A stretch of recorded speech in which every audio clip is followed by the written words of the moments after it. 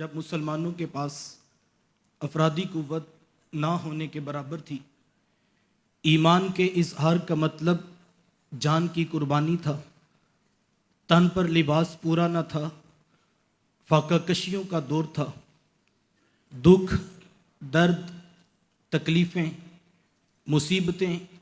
پریشانیاں، ناموافق حالات کے جکڑ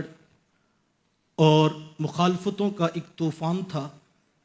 جو اہل ایمان کی راہ میں حائل تھا، جبکہ دوسری طرف دشمنان اسلام تمام شعبہ زندگی پر غالب تھے۔ تجارت ان کی تھی، سیاست ان کی تھی، کاروبار ان کا تھا تو ریاست ان کی تھی۔ یہ سب کچھ تو ایک طرف مرکز توحید کعبۃ اللہ پر قبضہ ان کا تھا، لیکن ہم دیکھتے ہیں کہ ان سخت حالات میں جب اللہ تعالیٰ نے کفار کے سامنے بے سر و سما، بے بس و مجبور، مادی پستی و ذبو حالی کے شکار قافلے کو کھڑا کرنا چاہا، مرکز توحید کعبۃ اللہ کو بتوں سے پاک کروانا چاہا، تو ایک بار بھی یہ نہیں کہا گیا کہ کاروبار مضبوط کر لو، تجارت و سیاست پر توجہ دو، دولت کے انبار لگا لو، تجارتی شاہراہوں پر قبضہ کر لو، ہتھیار اکٹھے کر لو، طاقت جمع کر لو، سفارتی تعلقات مضبوط کر لو، یا قبیلے کے سرداروں سے بنا کر رکھو۔ ایک بار بھی یہ نہیں کہا گیا، بلکہ اس کے برعکس ہمیں اسلوب نزول قرآن یہ بتاتا ہے کہ غار ہیرا کی خلوتیں ہوں یا کہ عکاس کا خطبہ، ذوالمجار کی تبلیغ ہو یا بازار طائف میں پیغمبر کی پرسوز آواز، دن ہو یا کہ رات، دھوپ ہو یا بارش، بات ایک تھی، مواد ایک تھا، نصاب ایک تھا، پیغام ایک تھا۔ اتل ما اوحی الیک من الکتاب، قرآن پڑھو، قرآن پڑھو، پھر قرآن پڑھو، وہ پڑھو جو تمہارے رب نے نازل کیا، وہ پڑھو جو تمہارے رسول کے سینہ نور پہ اترا۔ رب نے کہا تہجد میں پڑھو تو اس کے حبیب نے کہا راتوں کو اٹھ اٹھ کر پڑھو، کبھی کہا ٹھہر ٹھہر کر پڑھو تو کبھی کہا خوبصورت لب و لہن سے پڑھو، کبھی کہا ابی بن کعب سے پڑھو تو کبھی کہا عبداللہ ابن عباس سے پڑھو، عبداللہ ابن مسعود سے پڑھو۔ قرآن پڑھو، تلاوت کرو، غور و فکر کرو،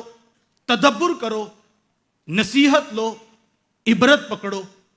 یہاں ذہن میں سادہ سا سوال پیدا ہوتا ہے کہ ایک طرف کفار کی طاقتور ترین اسٹیبلشمنٹ کے مقابلے کا سوال، وہ اسٹیبلشمنٹ جو کوڑے مار رہی ہے، وہ اسٹیبلشمنٹ جو ہڈیاں توڑ رہی ہے، وہ طاقت جو سرے بازار ظلم اور جبر کی داستان رقم کر رہی ہے، اتنی بڑی طاقت سے ٹکراؤ کا سوال اور جواب دو لفظی ہے، قرآن پڑھو، قرآن پڑھو، قرآن پڑھو۔ صاحب آخر تلاوت قرآن میں وہ کون سا نسخہ، وہ کون سا راز، وہ کون سا اسلحہ، وہ کون سا نسخہ کیمیا تھا کہ اہل ایمان کو بار بار قرآن پڑھنے کو کہا گیا؟ تو حضور والا وہ نسخہ، وہ راز، وہ طاقت، وہ نسخہ کیمیا نظریے کا استحکام تھا۔ قوم کو نظریاتی طور پر مضبوط کرنا تھا، ڈوبتے ڈگمگاتے یقین کو پختہ کرنا تھا، توکل علی اللہ کو بلڈ اپ کرنا تھا۔ کیوں؟ اس لیے کہ میرے حضور جانتے تھے کہ نظریے کا یقین ہی قوم کو اٹھ کھڑے ہونے کا حوصلہ بخشے گا۔ جتنا نظریہ مضبوط ہوگا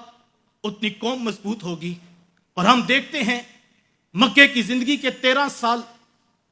نظریاتی استحکام پر کام ہوا، دن رات نظریے سے قوم کو جوڑا گیا، لوگوں کے یقین کو پختہ کیا گیا۔ مکے کی زندگی کی جتنی قربانیاں ہیں وہ نظریاتی پرچار اور نظریاتی ابلاغ کے لیے ہیں۔ نظریے کی خاطر بلال کوڑے کھاتے ہیں تو خباب شہید ہو جاتے ہیں، نظریے کی خاطر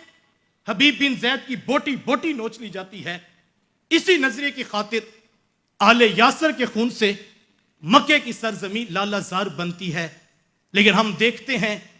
کہ صدائے حق ہے کہ گونجتی ہی جا رہی ہے. کوچہ و بازار، کوہ و دمن، غار، پتھر، پہاڑ ایک صدا سے گونج رہے تھے، قولوا لا الہ الا اللہ لعلکم تفلحون. تمہاری کامیابی، تمہاری فوز و فلاح، تمہارا عروج، تمہاری بقا، تمہاری بلندیوں کا راز ایک رب کو ماننے میں ہے.